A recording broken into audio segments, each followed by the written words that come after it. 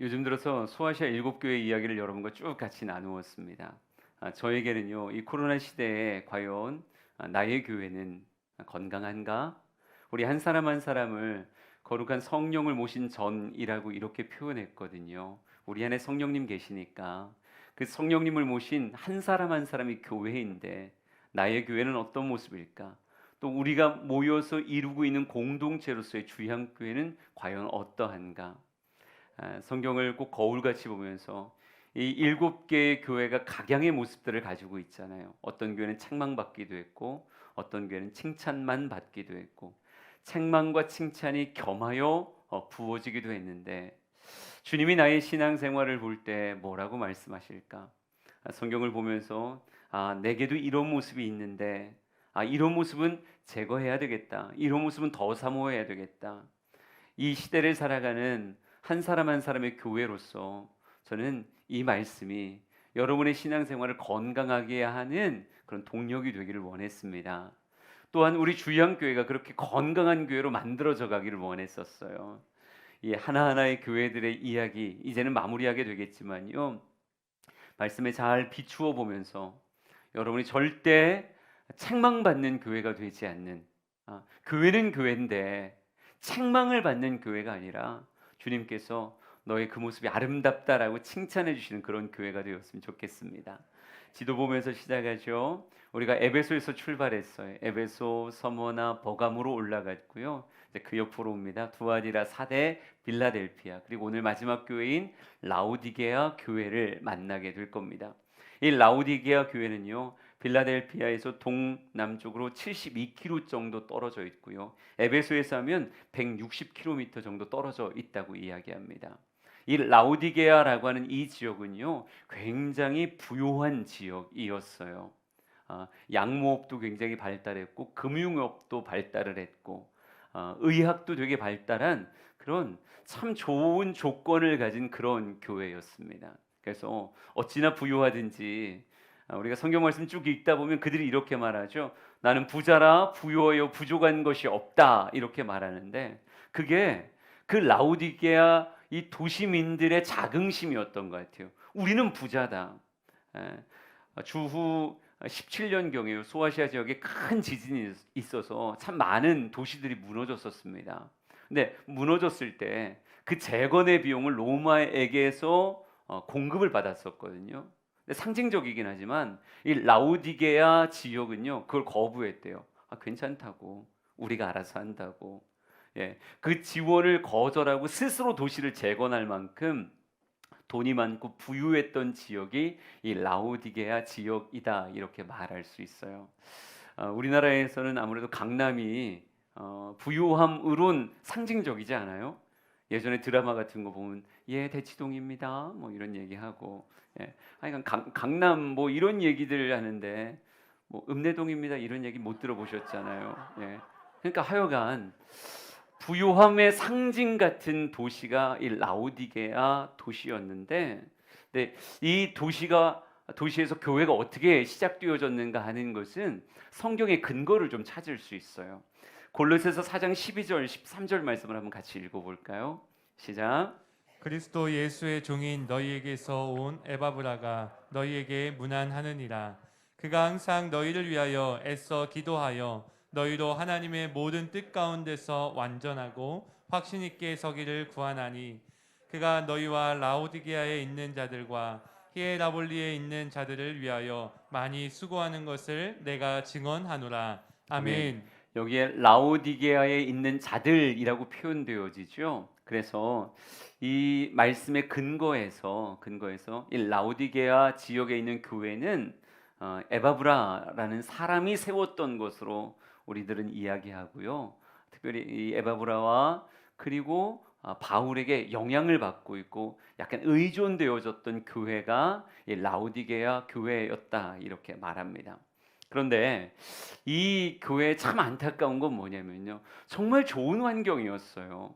뭐 돈도 많았고 지역적으로 어려움도 없었고 여기가 교통의 중심지다 보니까 워낙 다양한 사람들이 거쳐가는 도시였기 때문에 이 지역에는 종교적으로 이야기했을 땐 자유함이 있었다고 이야기하더라고요.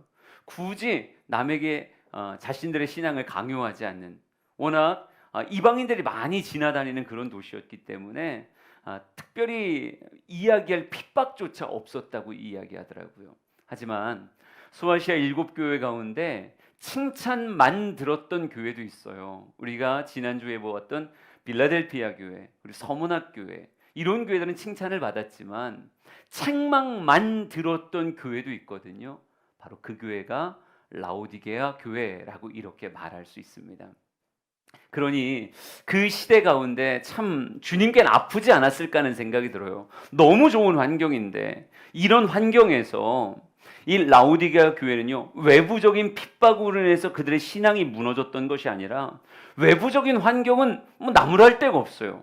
소아시아 7교회들 가운데 이보다 좋은 신앙적 환경은 없을 것이다 싶었지만 그들은 어찌 보면 그 내부 안에서 무너져 버리는, 그러니까 우리가 이런 모습을 보면서 제일 먼저 가슴에 새길 수 있는 건 뭐냐면요, 환경이라는 게 우리에게 영향을 끼치죠. 하지만 절대적인 건 아니라니까요. 환경이 좋기 때문에 내가 잘 되는 거고, 환경이 안 좋기 때문에 내가 안 되는 거냐? 그렇지 않다는 거예요. 정말 척박한 광야에서도 정말 향기로운 그런 장미 같은 꽃을 피워낼 수도 있는 거고, 온실 속에서도 썩어가는 화초가 있을 수 있다는 거죠. 환경에 영향받지만 환경을 뛰어넘어 진짜 그 믿음이 살아있는가 하는 것이 훨씬 중요하구나. 이 코로나 시대에도요, 믿음이 성장하는 사람이 있을까요, 없을까요? 있겠죠. 당연히 있어요. 교회가 부흥을 경험하는 교회가 있을까요, 없을까요? 지금 이 시대도 있다니까요. 모든 사람들은 교회 가는 것에 대해서 사람들이 참 험하게 말하고 점점 교회 사람들이 빠져나가고 교회가 공동화 현상이 일어나요. 예. 이게 다 코로나19라고 하는 우리의 삶에 미친 이 엄청난 광풍 때문이에요. 이렇게 보통 사람들은 말하지만 그럼에도 불구하고 그 안에서 영광스러운 깃발을 흔들며 하나님께 기쁨이 되는 그런 교회들, 그런 사람들 지금도 찾으면 있다라고 하는 거죠. 빌립보서 4장 12절 13절 잠깐 보여드릴까요? 내가 비천에 처할 줄도 알고 풍부에 처할 줄도 알아. 모든 일에 배부르며 배고픔과 풍부와 궁핍에도 일체의 비결을 배웠노라. 내게 능력 주시는 자 안에서 내가 모든 것을 할 수 있느니라. 사도 바울의 고백입니다. 환경이라고 하는 것, 그는 궁핍, 배부름, 풍부 아무 상관없다는 거예요. 어떤 상황에서도 그는 일체의 비결을 가졌다. 사도 바울은요, 환경에 뿌리를 뻗은 사람이 아니라 누구에게 뿌리를 뻗었어요? 내게 능력 주시는 자라고 말씀하시는 예수 그리스도에게 뿌리를 뻗었더니 어떤 환경에도 그의 영성은 죽지 않았고 시간과 함께 더 풍성해지는 승리자의 삶을 살았다라고 하는 거죠. 우리도 환경 탓하는 사람 되지 않았으면 좋겠고요. 나는 변함없는 예수에게 뿌리를 뻗었기에 내 신앙은 날이 가면 갈수록 더 풍성하고 아름답습니다라고 고백할 수 있는 우리 주양의 성도들이 되었으면 좋겠습니다. 오늘 라오디게아 교회를 통해서 반면교사를 삼는다면 말씀을 하나하나 뜯어보며 그들은 왜 아주 좋은 환경인데도 그들의 신앙이 썩어진 화초같이 시들어들었는가 찾아보자고요. 계시록 3장 15절 16절을 읽겠습니다. 시작. 내가 내 행위를 아노니 내가 차지도 아니하고 뜨겁지도 아니하도다. 내가 차든지 뜨겁든지 하기를 원하노라.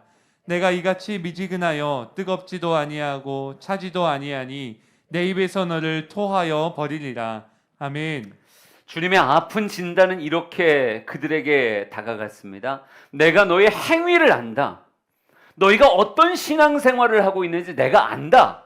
그런데 너희는 뜨겁지도 아니하고 차지도 아니하더라. 너희들은 미지근하더라. 그러면서 주님께서 너무 강하게 이렇게 말씀하시더라고요. 내 입에서 너를 토하여 버리리라 라고 말씀하시는, 그러니까 주님께서 이렇게까지 말씀하시는 분이 솔직히 아니신데 굉장히 격정적으로 그들이 안타까운 거죠. 정말 좋은 신앙생활 할 수 있는 터전 안에서 아름다운 꽃을 피워야 됨이라고 하는 것이 주님의 기대인데 그 기대가 오히려 더 큰 실망감으로 다가왔던 것 같아요. 너희들의 신앙생활이 너무 미지근하다. 내가 너희를 토하여 버릴 만큼 너무 미지근하다. 미국의 훌로신학교에요, 맥가브린이라고 하는 교수님이 계세요. 그분이 했던 얘기 중에 재밌는 얘기가 있는데요. 이렇게 말씀하시더라고요. 교회 안에는 깨어서 활발하게 신앙생활하는 10%의 사람들이 있대요. 예, 활발하게 깨어 있는 사람. 근데 또 반면에 80% 정도의 약간 잠이 든 것도 같고 아닌 것도 같고 든 것 뭐 이런 약간 미지근한 그런 사람들이 80%가 있대요. 그리고 깊이 잠들어 있는 10%의 사람이 있대요. 그런데 그분이 이렇게 말하더라고요. 목회자는 어떤 사역을 해야 되느냐? 다름이 아니라 이 10% 활발하게 깨어 있는 10%의 사람들과 같이 동역하면서, 그러니까 깨어 있는 10%의 사람들을 동역자로 세워가며 그들과 함께 누구를 깨워라? 80%의 이 미지근한 사람을 깨우는 것. 이게 목회자에게 아주 중요한 실질적 목회의 장이라는 거죠. 그러니까 10%의 사람들과 정말 으쌰으쌰 해가면서 우리 잠을 깨웁시다. 한 사람 한 사람 잠을 깨웁시다. 이렇게 하라는 거예요. 근데 이분이 단서를 하나 붙였어요. 단 10%의 깊은 잠을 자고 있는 사람은 깨우지 마라. 깨우면 화낸다. 깨우면 신경질 내고 교회 분란 일으키니까 차라리 재워라. 물론 그럴 마음이 없습니다. 전 다 깨울 거예요. 승질을 내거나 말거나 그냥 다 깨울 건데, 근데 생각보다 이 현대 교인들의 참 아픈 단면이죠. 참 많은 사람들이 미지근해졌다는 거예요. 예. 나 예전엔 그렇지 않았는데 자꾸 이전을 이야기한다는 건 지금은 그렇지 않다는 거잖아요.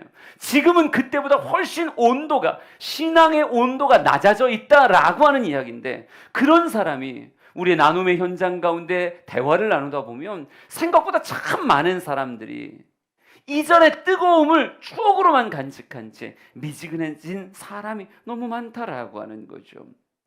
여러분, 주님께서는요, 이러면 안 된다고 말씀하시는 거예요. 이 미지근함의 진짜 이유가 뭘까요? 다른 거 아닐 겁니다. 그의 마음에 교회와 세상 두 가지를 다 가지려고 하는 이런 모습이 있기 때문에 그럴 것 같아요. 세상의 향락, 풍부 다 누리고 싶고 더불어 천국도 가고 싶고, 그러니까 이것도 저것도 결코 놓지 않으려고 하는 그런 태도가, 그 양쪽을 다 섞으려고 하는 그런 태도가 그로 하여금 미지근함이라고 하는 애매모호함을 낳았던 것이 아닐까요?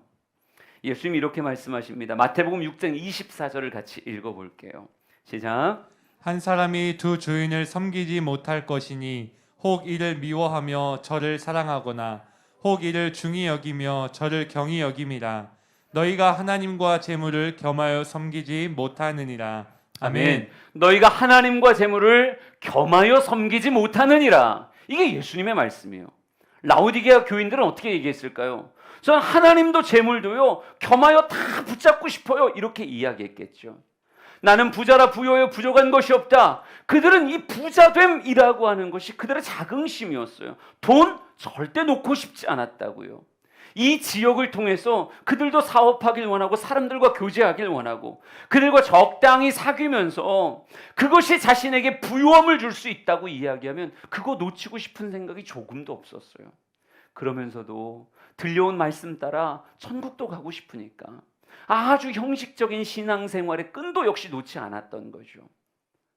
예수님은 둘을 겸하여 섬기지 못해, 둘 다 가질 수는 없어 라고 이야기하는데, 라오디게아 교인들은 아니에요, 저 두 개 다 가질 거예요, 이렇게 말한다고요. 여러분, 이게 가능할까요? 가능하지 않다니까요. 제가 가끔 얘기하죠. 악화가 양화를 구축한다라고 하는 경제 용어가 있어요. 이게 나쁜 돈이 좋은 돈 몰아낸다는 건데, 여러분 금화를 만들 때 그냥 순전히 금으로만 금화를 만들었다고 치자고요. 근데 이걸로 사람들의 경제 유통의 가치로 삼는다고 하면 금이 너무 부족하니까 여러분 어떤 돌을 만드냐면요, 굴이나 주석을 섞어서 거기 위에다 금을 도금해서 똑같은 사람들끼리의 약속은 이것도 경제에 있어서 같은 금액이라고 생각하고 유통을 하자. 여러분 그럼 어떻게 되는 줄 아세요? 사람들이 기가 막히게 알아요. 진짜 금화는 자기 집으로 들어오면 절대 밖으로 내보내지 않는 거예요. 뭐만 유통을 시키는 거예요? 나쁜 돈이라고 말할 수 있는 구리를 섞고 주석을 섞은 그 금화만 밖으로 막 돌아다니기 시작하는 거예요. 결국 무엇이 무엇을 밀어내는가? 나쁜 돈이 좋은 돈을 밀어낸다라고 하는 의미가 악화가 양화를 구축한다는 말이에요. 인간의 영혼의 본질 역시 마찬가지라니까요. 두 가지를 다 가지고 있으면 좋은 것이 안 좋은 것을 압도하는 일들이 많을까요? 아니요. 그냥 인간사를 내버려 두면, 하나님이 개입하지 않으면 이렇게 되는 일은 없어요. 어디로 기울어져요? 악으로 기울어진다니까요. 게으름으로 기울어진다니까요. 미지근함으로 기울어진다니까요. 사람은 그저 내버려 두면 두 개를 다 잘하는 게 아니라 오히려 악한 쪽으로, 오히려 세상 쪽으로 넘어지게 된다고요. 여러분, 코로나 시대가 열리고 나서 많은 사람들이요, 나는 이전같이 교회 못 가니까 온라인에서 열심히 예배 드릴 거예요. 전 온라인으로도 잘할 수 있어요. 목사님, 코로나 끝나고 봬요. 저 절대 믿음 흔들리지 않습니다. 저 의리 있는 사람이라고요. 이렇게 이야기를 하지만 본인이 정직하게 자신을 본다면 느낄걸요. 점점 신앙의 온도가 낮아지고 있다는 걸. 더 이상 화면을 보고 입을 벌려 찬양하지 않아요. 더 이상 화면을 집중해서 보지도 않는다고요. 어느 순간 점점 식어져가는 그런 모습들. 악화가 양화를 구축하는 그런 모습이죠. 라오디게아 교인들은요, 이 미지근함을 어느 순간 받아들이기 시작했고요. 이게 뭐 어때서요? 이게 뭐 어때서요? 주님은 토하여 내치리라 라고 말할 만큼 이렇게 되면 너희들은 밀려나갈 수밖에 없어 라고 얘기하는데 그들은 그 위기의식이 하나도 없어요. 말씀을 조금만 더 볼게요. 계시록 3장 17절 18절 말씀을 같이 봅시다. 시작. 내가 말하기를 나는 부자라 부요하여 부족한 것이 없다 하나 내 공고한 것과 가련한 것과 가난한 것과 눈먼 것과 벌거벗은 것을 알지 못하는도다. 내가 너를 권하노니 내게서 불로 연단한 금을 사서 부요하게 하고 흰옷을 사서 입어 벌거벗은 수치를 보이지 않게 하고 안약을 사서 눈에 발라 보게 하라. 아멘. 키워드를 전 이렇게 표현할 수 있을 것 같아요. 착각. 나는 부자라 부요하여 부족한 것이 없다. 이 말이 착각이라니까요. 육체적 부요가, 세상적 부요가, 영적 부요도 같이 간다고 생각했어요. 이 정도 하면 되지. 이 정도 교회 다니면 되고 이 정도 찬양하면 되지. 아니 나는 영적으로도 부자라 부요하여 부족한 것이 없다니까 이렇게 말하는데 그들의 현실은 뭐라고요? 너는 곤고하고 가련하고 가난하고 눈멀고 벌거벗었다라고 말씀한다는 거죠. 근데 주님께서 진단하시는 그 모습을 자신은 뭐라고 생각하자는 거야? 난 그 정도는 아니에요 라고 말하며 주님의 진단을 밀어내고 있다는 거예요. 뭐에 빠져서? 착각에 빠져서. 여러분, 벌거벗은 임금님이라고 하는 동화를 여러분 다 읽어보셨을 거예요. 정말 임금님이 행차를 하면서 아주 의시되며 길을 걸어가고 있어요. 근데 사람들이 다 킥킥킥 묻는다고요. 왜 그럴까요? 자기는 정말 최고급 옷감으로 최고의 제단사가 정말 멋진 옷을 만들어서 나에게 입혀줬다고 생각하는 거예요. 착한 사람들에겐 다 보이고 충성된 신하들에겐 다 보이는 그런 옷을 내가 입고 있다고 생각하니까 그게 우스꽝스러운데도 불구하고 자기는 그렇지 않을 거야 라고 하는 생각에 옷을 입었다는 생각에 과장된 몸짓으로 길을 걸어가고 있는 거예요. 여러분, 한 어린아이가 깔깔대면서 웃죠. 임금님 벌거벗었다 이렇게 웃잖아요. 그제서야 제정신이 번쩍 들어가고 얼굴이 시뻘개지지 않습니까? 여러분, 착각이라는 게 얼마나 무서운 건가. 착각이라는 게 얼마나 무서운 건가.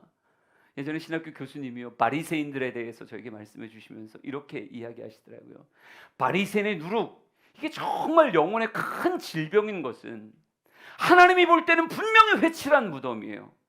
하나님이 볼 때는 정말 이렇게 신앙생활하면 외식하는 자로서 결국 하나님 앞에 버림받을 수밖에 없다고요. 그런데 너무 안타까운 건 그 바리새인들은 자기들이 신앙생활 너무 잘한다고 생각하는 거예요. 이 정도면 굉장히 잘하는 거지. 여러분 뭐가 없어질까요? 회개의 기회가 없어진다니까요. 회개하라는 주님의 음성이 나와는 상관없다고 생각해요. 상관없다고 생각하니까 계속할 테고 계속하다 보면 그 끝에 주님이 나는 너를 도무지 모른다라고 하는 이야기를 들을 수도 있다라고 하는 거예요. 혹 우리 안에 이 정도면 됐지라고 하는 그런 생각이 있으세요? 여러분, 저는 여러분이 주님의 말씀, 나보다 나를 더 잘 아시는, 우리는 머리카락 못 세는데 주님은 우리 머리카락 다 세시잖아요. 그러니까 나보다 더 잘 아는 주님께서 너는 곤고하다, 가련하다, 가난하다, 눈 멀었다, 벌거벗었다라고 이야기할 때 화들짝 놀라며 나를 다시 볼 수 있는, 한 어린아이가 임금님 벌거벗었어요 그 얘기에 화들짝 놀라서 자기를 보니까 나 진짜 벌거벗은 것 같아. 여러분 그 놀람이 여러분에게 있었으면 좋겠습니다. 내가 뭔가 부족하구나. 여기가 에너지가 솟는 원천이에요. 요즘 우리 사역자들하고 정재승 교수의 책을 읽고 있거든요. 같이 책을 사서 나눠주고 써머리에서 계속 보고 있는데 마침 지난주에 읽어야 됐던 챕터의 제목이 이거였어요. 결핍 없이 욕망할 수 있는가. 뇌 과학자로서요, 결핍이라는 게 얼마나 소중한 것인가라고 하는 것을 이야기하더라고요. 결핍이 욕망을 낳는다. 결핍이 동기가 된다. 예. 저 부족하다, 없다, 이거 나에게 없다, 이 생각이 욕망을 낳게 되고요. 이것이 동기가 되어 무엇 한다는 거예요? 손발을 움직일 수 있고 그 움직임이 결국 없었던 걸 채우게 된다라고 하는 거예요. 그러니까 결핍이라고 하는 건 삶에 아주 좋은 에너지원이 된다니까. 내게 없구나, 결핍이 있구나라고 하는 걸 인식하는 순간 움직이기 시작한다는 거예요. 근데 결핍을 느끼지 못하면 당연히 동기가 사라지고, 동기가 사라지는데 몸을 움직이며 열매를 맺어갈 사람은 없겠죠. 저는 그래서 여러분 안에 영원히 사라지지 않아야 되는 모습이 정말 늘 결핍을 느끼는 목마름. 오카르 목사님도 그렇게 말씀하시더라고요. 예배를 드리면서도 늘 마음에 결핍을 가진 자는 그의 신앙이 결코 썩지 않는다고. 결핍을 느낄 줄 아는, 목마름을 느낄 줄 아는 그 모습 때문에 하나님을 더 갈망하게 되고 그 모습이 그의 신앙생활 전체를 건강하게 한다고. 제가 지난주에 한 곳에 가서 부흥회 잠깐 하면서요, 3일 동안 집회를 했었는데 잊혀지지 않는 한 분이 있어요. 그분이 맨 앞자리 혹은 그 두 번째 자리 여기 앉으셨던 분인데 얼마나 예배 시간에 그 사모함의 몸짓을 보이는지. 여러분 말씀 시간에도요, 눈이 살아있다는 게, 마스크 씌워놨는데도 눈이 살아있어요. 눈이 반짝반짝 해가지고 막 말씀을 막 이게 몸이 움찔움찔하면서 말씀을 들어요. 그리고 나서 우리 같이 기도합시다 그러면 막 그 사모함이, 예? 목사는 눈 뜨고 기도하는 거 아시죠? 나는 눈 뜨고 기도하거든요. 어떤 일이 벌어질 줄 안대요. 그래서 눈 뜨고 기도하는데 기도하면서 막 사모하는 그 몸짓이 막 보여져요.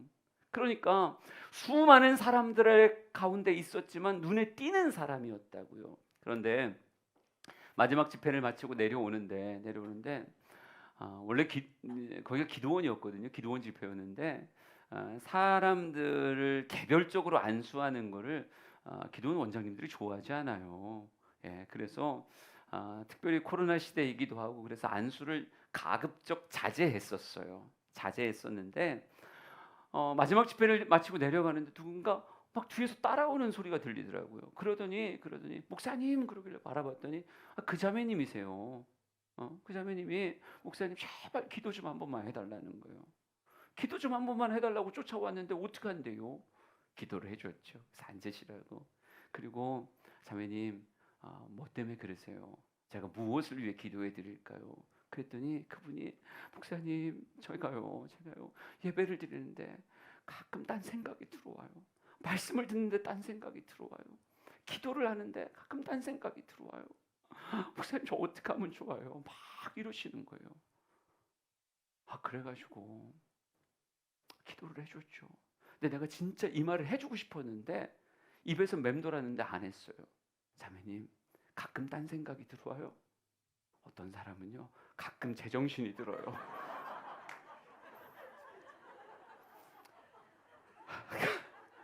어떤 사람은 가끔 제정신이 드는데, 자매님은 어쩌다가 딴 생각 든다고 그것 때문에 막 하나님, 전 나쁜 사람인가 봐요. 저는 그렇게 말씀을 사모하는데도 자꾸 가끔 막 이런 딴 생각이 들어요. 진짜 재밌는 건요, 가끔 제정신이 드는 사람은 저를 쫓아오지 않는다는 거죠. 아무렇지도 않게 앉아 계시고 아무렇지도 않게 집에 가신다는 거죠.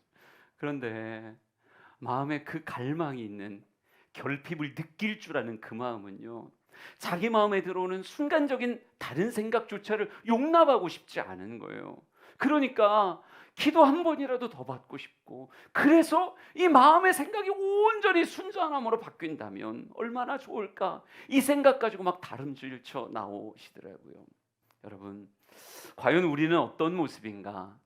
마음의 결핍이라고 하는 것을 과연 우리는 느끼고 있는가? 신앙생활 안에서 아니 나는 부자라 부유하여 부족한 것이 없어, 아니 나만큼 하면 되는 거지, 나 교회도 이렇게 주일날 교회를 가는데 마스크 쓰고 교회 가는데 이 정도면 된 거지, 아니 나 찬양도 가끔 부르는데 이 정도면 되는 거지, 일주일에 한 번 정도 나 큐티도 하는데 이 정도면 되는 거지. 혹시 세상 사람들과 자꾸 비교하면 저 사람들은 아무것도 안 하는데 난 그래도 가끔 교회 가잖아, 난 부자라 부여여 부족한 것이 없어, 이 정도면 코로나 시대 잘하는 거야, 혹 그렇게 생각하고 있는지, 아니면 그 자매님 같이 마음 안에 더 예배하고 싶은 갈망, 더 주님께 집중하고 싶은 그 갈망 때문에 목마름과 사모함으로 그렇게 예배하고 있는지. 우리 사랑하는 성도들의 신앙이요, 결코 식지 않았으면 좋겠어요. 저도 예배를 드리면서 늘 결핍을 느끼며 식지 않았으면 좋겠고, 여러분 역시도 결코 식지 않는 신앙생활을 했으면 참 좋겠습니다. 그래서요, 주님이 그에게 처방전을 내려줘요. 우리 계시록 3장 18절 말씀을 같이 한번 읽어보겠습니다. 시작. 내가 너를 권하노니 내게서 불로 연단한 금을 사서 부요하게 하고 흰옷을 사서 입어 벌거벗은 수치를 보이지 않게 하고 안약을 사서 눈에 발라 보게 하라. 아멘. 주님의 처방전이 세 가지로 나오네요. 첫 번째 이렇게 말합니다. 내게서 불로 연단한 금을 사서 부요하게 하라, 이렇게 말하고 있어요. 세상에서 산 금 가지고 생활만 부요하게 만드는 인생 되지 말고 내게서 불로 연단한 금을 사서 진정한 영적인 부요를 누렸으면 좋겠다. 그때 불로 연단한 금, 그걸 믿음이라고 말할 수 있지 않겠어요? 하나님이 우리에게 기꺼이 주시고자 하는 불로 연단한 금이 있다는 거예요. 여러분, 영적인 풍요가 세상 풍요를 압도합니다. 영적인 풍요를 모르니까 세상 풍요가 내 인생에 줄 수 있는 행복이다 이렇게 생각하는데, 진짜 영적인 풍요를 맛보면요, 세상에서 발견할 수 있는 금, 그거 아무것도 아니라는 거 알 수 있어요. 저는 우리 주양의 성도들이요, 정말 주님 앞에 나와서 주님께서 불로 연단한 금이라고 말하는 정말 진정한 내 인생의 풍요와 내 인생의 영적 번성을 가져다 줄 수 있는 정금 같은 그 믿음의 그 아름다운 보화를 사서 여러분의 온 삶을 치장하는 모습이 되었으면 좋겠습니다. 여러분, 우리는요, 신앙생활 정결한 금 그거 사모하며 정결한 믿음 사모하며 우린 그렇게 주님 앞에 집중할 줄 알아야 된다고요. 그런데 이런 불로 연단한 금이라고 하는 건요, 욥기 23장 10절 말씀 보니까 이렇게 써 있더라고요. 그러나 내가 가는 길을 그가 아시나니 그가 나를 단련하신 후에는 내가 순금같이 되어 나오리라. 내가 순금같이 되어 나오는 건요, 무엇을 통과해야 되느냐? 그가 나를 단련하신 후에는. 여러분, 순금 같은 믿음, 하나님이 주는 영적인 부요를 정말 가지길 원한다면 여러분, 무엇하면 안 되냐면요, 편안함으로만 신앙생활하겠다 그러면 안 돼요. 편안함만 가지고 신앙생활하려고 하면 영적인 부요를 경험할 수가 없어요. 제가 목회적 잠언으로 여러분에게 늘 얘기하는 것 중에 하나가 이거잖아요. 신앙생활 힘 빼지 말라고. 힘 빼고 신앙생활하지 말고 힘 꽉 주고 신앙생활하라고. 찬양 부를 때도 힘 있게 부르고 기도할 때도 힘 있게 힘 있게 기도하고 정말 말씀을 들을 때도 눈에다 힘을 주라니까요. 힘을 막 부리부리하게 주고 그렇게 목사를 바라보며 말씀 앞에 아멘 이렇게 받아들일 수 있는 이 모습, 이게 우리를 무엇하게 해야 돼요? 무엇하게 하냐면 영적인 풍요 안에, 영적인 부요함 안에 들어가게 이렇게 만든다고요. 어제 하루가 참 길었어요. 교회에서 해야 되는 사역도 있었고 외부 사역도 있었고요. 운전도 많이 했어야 됐고요. 그래서 되게 피곤하더라고요. 지금도 약간 목소리 톤이 피곤한 것 같지 않아요? 약간 피곤했어요 어제. 근데 피곤해서 이제 다 일 마치고 이제 집에 들어갔죠. 집에 들어가고 났더니 그때 생각나더라고요. 성경 읽어야 된다. 성경 통독해야 된다는 생각이 들어오는 거예요. 그래서 근데 너무 하기 싫더라고요. 솔직한 생각으로 너무 하기 싫은 거예요. 또 읽으려니까 너무 하기 싫어서 우리 아내에게 이야기했죠. 여보, 오늘만 안 하면 안 될까?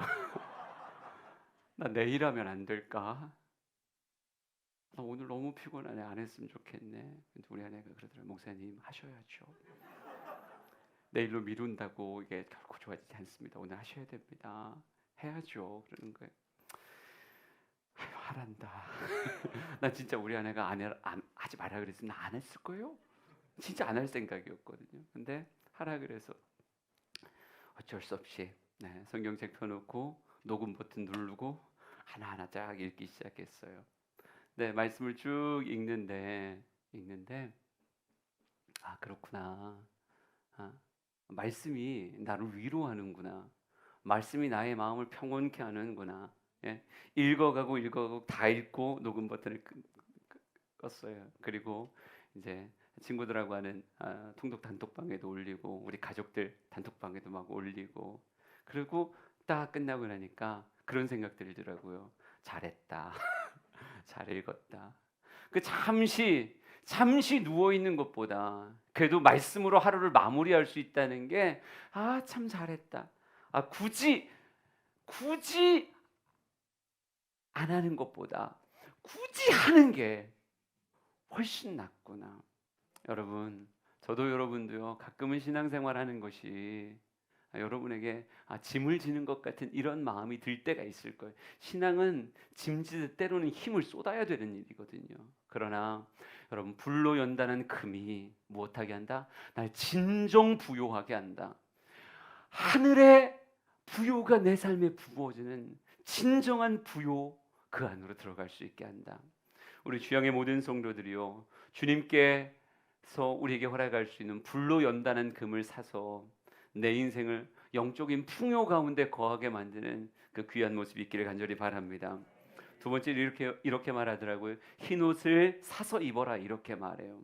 흰 옷이라고 하는 걸 성결이라고 얘기할 수 있겠죠. 거듭 강조합니다. 성결이라고 하는 건요, 세상에서 살 수 있는 게 아니에요. 의지로 성결을 살 수 있는 게 아니에요. 로마서 7장에 뭐라고 말한다고요? 오라 나는 곤고한 사람이로다. 이 사망의 몸에서 누가 나를 건져내랴.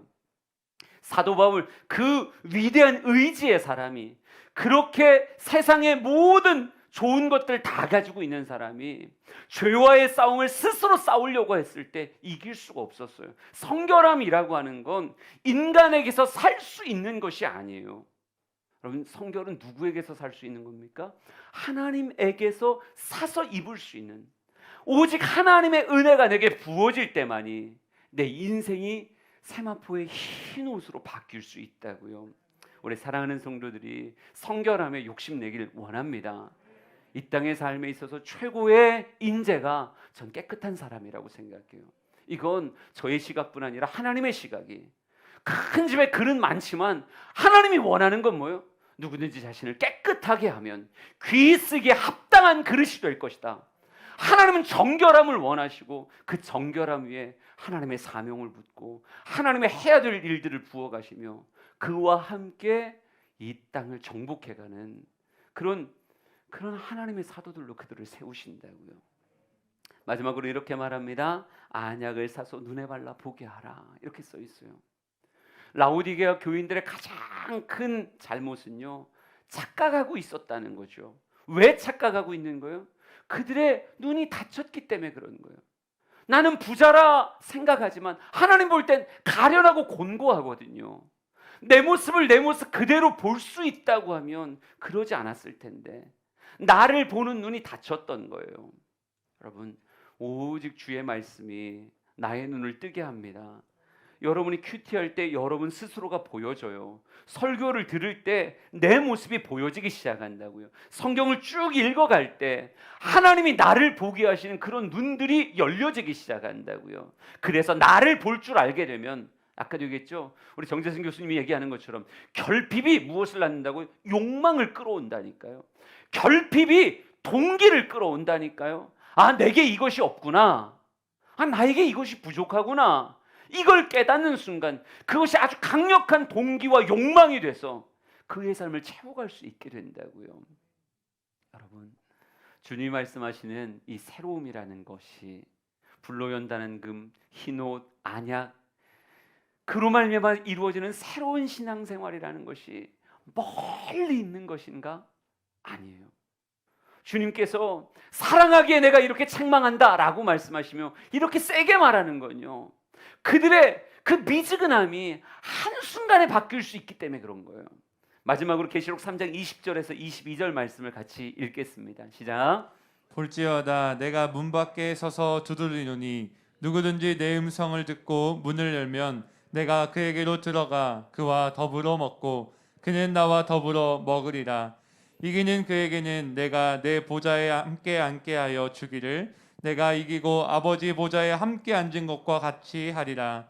그에 있는 자는 성령이 교회들에게 하시는 말씀을 들을지어다. 아멘. 여러분, 이 모든 것이 바로 문 밖에서 두드리는 주님의 음성이라니까요. 뭐만 열면, 이 문만 열면 이 미지근함이 한순간에 주님과 함께하는 뜨거운 신앙생활로 바뀔 수 있기에, 여러분, 참된 신앙생활, 뜨거운 신앙생활, 앞으로 10년 동안 있어야 그렇게 되는 거야. 아니에요. 한순간이에요. 한순간. 우리는 급진적 변화라고 하는 것을 성경 안에서 참 많이 찾는다고요.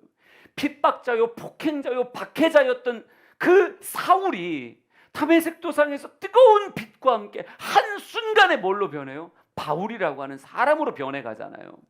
하나님의 강렬한 은혜가 나를 사로잡기 시작하면요, 미지근함이 1도 1도씩 채워져 가는 게 아니라 한순간에 끌어버리는 거예요. 삼초 삼겹살 하세요? 가마, 숯 가마 이런 거 하시는 분들이 삼겹살을 삽에다가 이렇게 깔고요, 넣었다가 빼니까 먹더라고요. 우리는 그런 생각 못 하는데 넣었다 빼서 그냥 먹어요. 하나님은요, 지금 이 순간도 우리의 신앙생활 한순간에 뜨겁게 할 수 있다는 소망감 가운데 때로는 이렇게 강하게 말씀하시는 거예요. 볼지어다 내가 문 밖에 서서 두드리고 있다. 안약을 사서 너의 눈을 밝혀라. 흰옷을 사서 입어 성결하게 하라.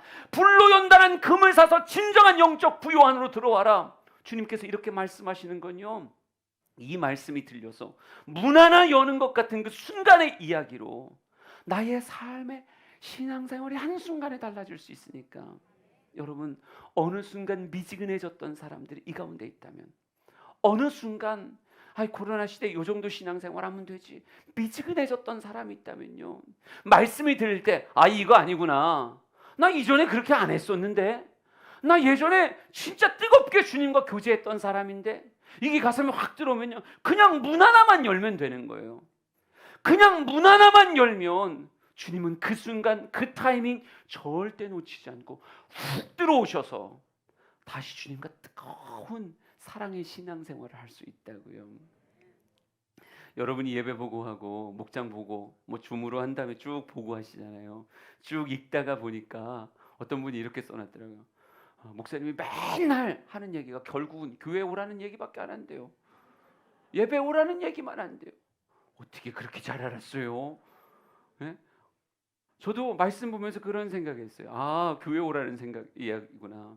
여러분, 어느 순간 우리가 세상의 것들은 다 하면서 신앙생활 안에선 한쪽 움츠러져 있는 모습이 있더라고요. 여러분, 각자의 형편과 처지가 분명히 다릅니다. 어떤 사람에게는요, 온라인 예배라는 게 영적인 젖줄일 수 있어요. 하나님이 그에게 주신 특별한 은혜의 통로일 수 있어요. 자가격리를 하고 싶어서 하는 거예요? 아니잖아요. 어떤 상황과 여건 가운데 사람들과의 관계가 차단되고 움직임이 차단되고 격리되어 있는 사람이라고 한다면 그 사람에게 온라인 예배, 하나님이 내려주신 두레박이죠. 너무 소중한 거예요. 하지만 어느 순간 육신의 게으름에 지고 사람들의 시선에 지고 자기 합리화에 져서 귀찮다, 뭐 그냥 거기까지 가냐, 가서 2층 들어가지도 못하는데 가서 뭐하냐, 가서 뭐하냐니요. 그게 얼마나 의미 있는 일인데요. 2층에 못 들어와서 4층에서 예배한다. 4층에서 예배해도요, 집에서 예배하는 거랑 차원이 달라요. 찬양하는 게 다르고 기도하는 게 다르고 말씀 앞에 서는 게 다르다고요. 이 교회 건물이라고 하는 건요, 수많은 성도들의 땀과 눈물과 그들의 사랑이 담긴 곳이에요. 내가 그곳에서 너와 만나리라 라고 말씀하시는, 공간을 구별하시는 그 하나님께서 우리 모든 주향의 성도들에게 약속으로 주신 땅이 바로 이곳이라고요. 여러분, 이곳에서 찬양하는 게 왜 의미가 없어요? 2층이건 4층이건 간에 이곳에서 찬양하고 이곳에서 기도하고 이곳에서 하나님의 말씀 앞에 아멘하는 게 왜 의미가 없어요? 그게 불로 연다는 금을 사는 길이고 흰옷을 사서 입어 성결하게 하는 것이고 그것이 거룩한 안약이 되어 더 이상 보지 못하고 있던 내 눈을 뜨이게 하는 일인데, 저는 여러분의 신앙생활에 주님께 칭찬받는 사람이었으면 좋겠고요. 주님이 착하고 충성된 종아, 너의 세워지는 교회가 내게 위로였고 기쁨이었고 행복이었다. 코로나의 수많은 교회들이 힘들어할 때 우리 주영교회가 주님께 드리는 진한 기쁨이 되는 그런 교회가 되었으면 좋겠습니다. 여러분, 결핍을 느끼는 마음, 그게 중요하다고요. 결핍을 느낄 줄 아는 그 마음. 우물가의 여인처럼이라고 하는 이 찬양이 있죠. 이 찬양 부를 때 그 여인 안에 있었던 목마름의 그 마음, 새로운 삶에 대한 목마름의 그 마음, 그게 여러분 안에 느껴졌으면 좋겠습니다. 우리가 찬양하며 주 앞에 나아가죠.